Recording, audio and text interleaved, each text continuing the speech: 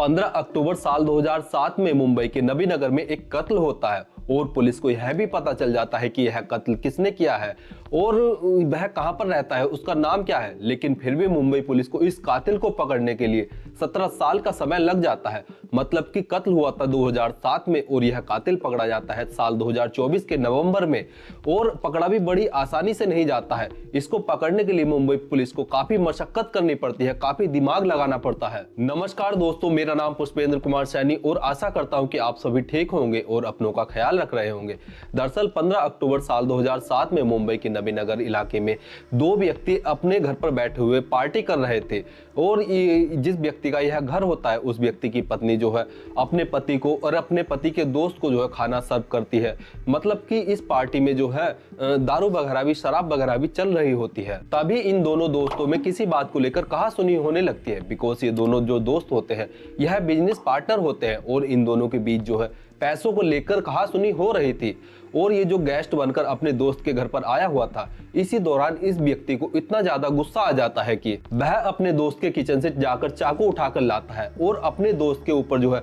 चाकुओं से ताबड़तोड़ वार कर देता है। और उस व्यक्ति की पत्नी, जिसका यह घर होता है, वह अपने पति पर हमला होते हुए सामने खड़ी हुई देख रही होती है और यह औरत भी अपने पति को बचाने की काफी कोशिश करती है। लेकिन तब तक वह व्यक्ति अपने दोस्त के ऊपर चाकुओं से कई बार हमला करने के बाद वहां से भाग जाता है। इसके बाद यह जो औरत होती है यह अपने पति को बचाने के लिए आसपास के पड़ोसियों की मदद से हॉस्पिटल ले जाती है, जहां पर डॉक्टर बताते हैं कि आपके पति की तो पहले ही मौत हो चुकी है। और यह औरत जो है, इस औरत के सामने ही इसका पति दम तोड़ देता है। इसके बाद इस पूरे घटनाक्रम में पुलिस की एंट्री होती है और जो व्यक्ति मरा था उसकी पत्नी से पूछा जाता है कि तुम्हारे पति की हत्या किसने की। तो वह औरत बताती है कि मेरे पति का नाम नीलांचल पानीग्रह है और इन्हीं के दोस्त राजू कालू हाजी शेख ने मेरे पति की हत्या की है। मतलब कि यह मुंबई पुलिस के लिए ओपन एंड शट केस होता है, बिकॉज पुलिस के पास जो है सभी सबूत, सभी एविडेंस मौजूद होते हैं। आगे नीलांचल की पत्नी बताती है कि ये दोनों अच्छे दोस्त थे और दोनों ही बिजनेस पार्टनर भी थे और दोनों ही पश्चिम बंगाल के रहने वाले हैं और साल 2000 में ये दोनों जो है मुंबई में आए थे और यहाँ पर आकर ये दोनों जो है सब लीज पर, सब कॉन्ट्रैक्ट पर बड़ी बड़ी कंपनियों में काम करने लगे और इनका काम भी अच्छा चलने लगा। क्योंकि ये दोनों अच्छे दोस्त होते हैं और बिजनेस पार्टनर भी होते हैं, तो ये इनकी जो कमाई होती थी उसका आधा आधा पैसा ये दोनों अपने पास रखा करते थे और धीरे धीरे इन दोनों का काम जो है बहुत अच्छा चलने लगता है, जिससे कि इनके पास काफी पैसा आ जाता है। और इसके बाद जो है ये दोनों जो है पार्टी वगैरह भी करने लगते हैं और दोनों ही दोस्त आपस में एक दूसरे पर विश्वास भी किया करते थे। लेकिन एक दिन राजू कालू हाजी शेख को पता लगता है कि उसका जो दोस्त नीलांचल है वह उससे झूठ बोल रहा है। वह रॉ मटेरियल को कम दाम पर खरीदता है और कागजों में हेर फेर करके वह कंपनियों को जो है उसे ज्यादा दाम पर बेचता है और जो ज्यादा पैसा होता है उसे वह अपने पास रख लेता है, जिससे कि कंपनियों को नुकसान हो रहा है। लेकिन शुरुआत में राजू कालू अपने दोस्त नीलांचल से इस बारे में बात नहीं करता है। वह सोचता है कि अगर वह इस बारे में अपने दोस्त से बात करेगा तो उनकी दोस्ती में दरार आ जाएगी। लेकिन कहीं ना कहीं राजू कालू हाजी शेख के दिल में जो है अपने दोस्त के प्रति आक्रोश हो जाता है, वह उससे काफी ज्यादा गुस्सा हो जाता है। अब इन दोनों का काम ठीक चल रहा होता है। इसी दौरान जो नीलांचल होता है वह अपने दोस्त राजू कालू को अपने घर पर दावत के लिए इनवाइट करता है और इस इनविटेशन को राजू कालू भी एक्सेप्ट कर लेता है और तय किए हुए दिन से राजू कालू जो होता है वह अपने दोस्त नीलांचल के घर पर चला जाता है और वह दिन होता है 15 अक्टूबर साल 2007 का दिन। अब ये दोनों घर पर होते हैं, दोनों की पार्टी चलती है, तो पार्टी में जो है शराब वगैरह भी होती है, साथ ही ये दोनों खाना भी खा रहे होते हैं और जो नीलांचल की पत्नी होती है वह इन दोनों को खाना भी सर्व कर रही होती है। लेकिन ये जो राजू कालू शेख होता है इसी दौरान रॉ मटेरियल में जो उसका दोस्त नीलांचल हेर फेर कर रहा था और जो एक्स्ट्रा पैसे कमा रहा था, इस बात को वह छेड़ देता है। और जैसे ही राजू कालू की इस बात को नीलांचल सुनता है तो वह उस पर आग बबूला हो जाता है। वह उससे काफी भला बुरा कहने लगता है कि मैं काम में ज्यादा ध्यान देता हूँ, तुम नहीं देते हो। तो इस पर जो राजू कालू होता है उसे काफी ज्यादा गुस्सा आ जाता है और वह नीलांचल के ही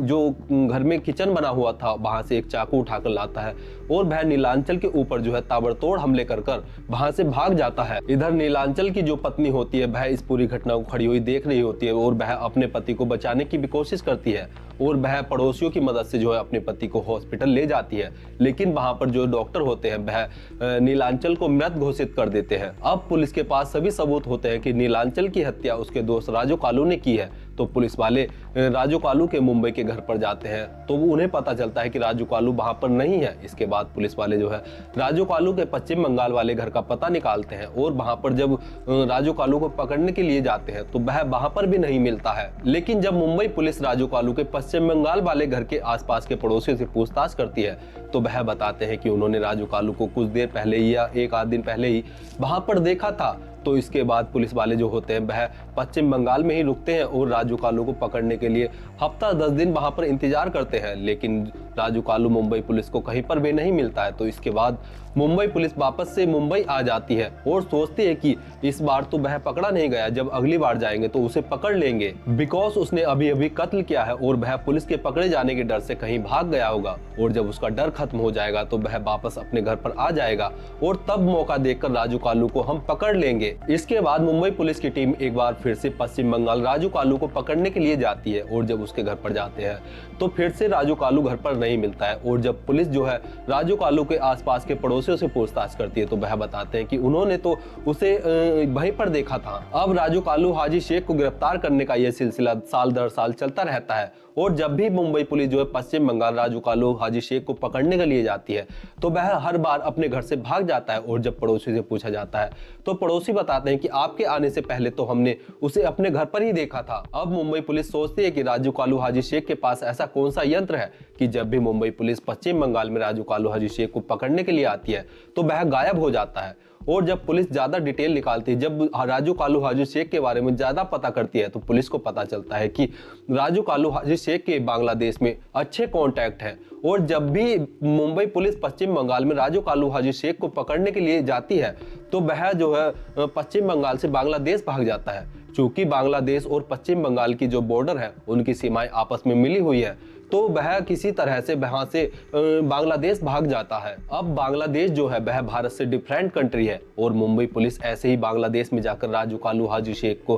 गिरफ्तार नहीं कर सकती थी। इसके लिए मुंबई पुलिस को एक स्पेशल परमिशन की जरूरत पड़ती और मुंबई पुलिस यह इस बात से भी श्योर नहीं थी कि राजू कालू हाजी शेख बांग्लादेश में है भी या नहीं। साथ ही मुंबई पुलिस यह भी रियलाइज करती है कि मुंबई पुलिस जब भी पश्चिम बंगाल में राजू कालू हाजी शेख को पकड़ने के लिए जाती है तो उसे इस बारे में पहले ही जानकारी मिल जाती है और वह पश्चिम बंगाल से बांग्लादेश भाग जाता है, जिसके कारण मुंबई पुलिस राजू कालू हाजी शेख को जो है पकड़ नहीं पा रही है। अब ऐसा करते करते मुंबई पुलिस को 7 साल का समय बीत जाता है और साल 2014 आ जाता है और अब मुंबई पुलिस जो है वह हार मान लेती है और अपनी चार्जशीट पर फाइनल रिपोर्ट लगाकर कोर्ट में पेश करती है और कोर्ट को बताती है कि जब भी हम राजू कालू हाजी शेख को पश्चिम बंगाल में पकड़ने के लिए जाते हैं तो वह बांग्लादेश में भाग जाता है, जिस कारण हम इस व्यक्ति को पकड़ नहीं पा रहे हैं। और मुंबई पुलिस कोर्ट से अपील करती है कि जनाब आप इस केस को बंद कर दीजिए और कोर्ट भी जो है मुंबई पुलिस की इस बात को मानकर इस केस को पूरी तरह से बंद कर देती है। अब ऐसे ही साल गुजरते हैं और साल 2020 आता है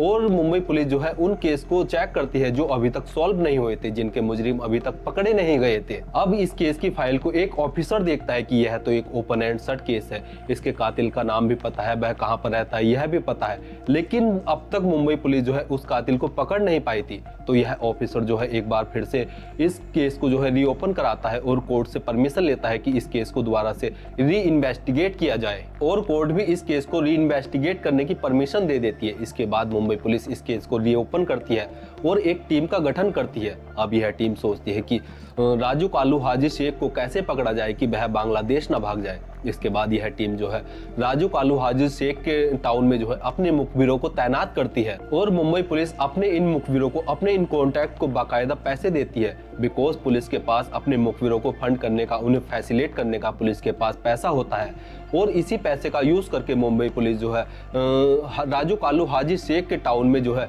अपने मुखबिरों को तैनात करती है, जिससे कि यह पता लगाया जा सके कि राजू कालू हाजी शेख जो है किस टाइम पर कहां पर है और उसे पकड़ा जाए। और साल 2024 में मुंबई पुलिस को एक मेजर लीड मिलती है। जो मुंबई पुलिस के मुखबिर होते हैं वह मुंबई पुलिस को बताते हैं कि ये जो राजू कालू हाजी शेख है यह इतनी शराब पीने लगा है कि इसे जो है डी एडिक्शन सेंटर यानी कि नशा मुक्ति केंद्र में भर्ती होना पड़ा है। अब जैसे ही मुंबई पुलिस को यह जानकारी मिलती है तो मुंबई पुलिस तुरंत जो है पश्चिम बंगाल के लिए निकल जाती है। उधर जो राजू कालू हाजी शेख होता है इसका बाहरी दुनिया से कांटेक्ट खत्म हो जाता है, ना तो इसके पास फोन होता है और ना ही किसी से बाहर कांटेक्ट होता है। बिकॉज नशा मुक्ति केंद्र में जाने से पहले बाहरी दुनिया से कांटेक्ट खत्म कर दिया जाता है और ना ही उसको फोन दिया जाता है। और ऐसा ही राजू कालू हाजी शेख के साथ भी होता है। इधर मुंबई पुलिस जब पश्चिम बंगाल के बैरपुर में उस नशा मुक्ति केंद्र पर पहुंचती है और जब राजू कालू हाजी शेख मिलता है तो उसे गिरफ्तार कर मुंबई पुलिस वापस मुंबई में ले आती है। मतलब कत्ल हुआ था साल 2007 में और कातिल 17 साल बाद यानी साल 2024 के नवंबर में पकड़ा जाता है। फिलहाल यह केस जो है कोर्ट में चल रहा है। साथ ही मुंबई पुलिस यह भी जानने की कोशिश कर रही है कि राजू कालू हाजी शेख को यह जानकारी कौन देता था कि मुंबई पुलिस उसे पश्चिम बंगाल में पकड़ने के लिए आ रही है। साथ ही मुंबई पुलिस यह भी जानने की कोशिश कर रही है कि राजू कालू हाजी शेख जो है बांग्लादेश में किसकी मदद से जाया करता था। देखिए दोस्तों, जिस केस को Mumbai police open and shut case समझ रही थी उसे ही सुलझाने में मुंबई पुलिस को 17 साल का समय लग गया। और जो भी इस केस के बारे में सुनता है हर कोई इस ऑफिसर की तारीफ करता है कि इसने बड़ी ही चालाकी से इस मुजरिम को पकड़ा है। दोस्तों, इस कहानी को सुनाने का उद्देश्य किसी की भावनाओं को ठेस पहुंचाना या दुख पहुंचाना नहीं है, बल्कि जागरूक करना है, सतर्क करना है। धन्यवाद।